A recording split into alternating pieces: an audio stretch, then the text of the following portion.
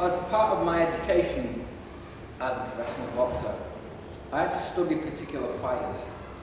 Dizzy Joe Walcott was one, but also certain fairground fighters I had to study. Why? Because that's the art of walking in the ring. Walking? Well, yeah. What you do is you watch certain fighters and you see them walk a lot. It's actually a wonderful strategy for resting, breaking the rhythm and pace of the fight, and actually confusing your opponent. I've seen Ezra Charles in one of his old fights take an opponent out by simply turning his back on his opponent, pretending to walk away. His opponent dropped his hand slightly, he turned around and took him out with the punch. So it's a very useful strategy, even though it's an old, people tend to classify it as an old. Say, well, no, because I've used this quite often in a couple of professional boxing fights. So, part of this is your opponent's obviously there in front.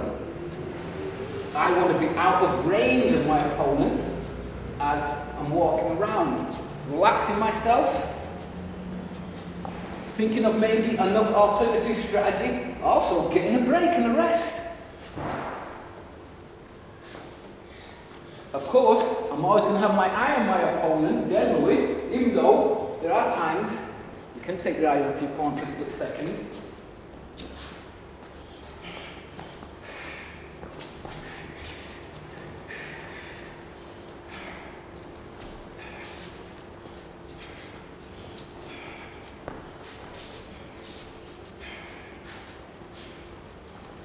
Now, for those who are Sugar Ray Robinson fans, he was, for me, pound for pound, the greatest ever boxer who lived.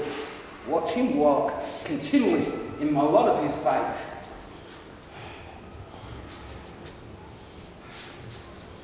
For those who watch Thomas Hearn's fight, observe him walk round and about in some of his fights.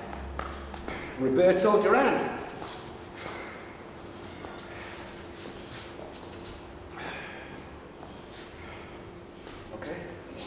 Now here's a working activity, or training activity.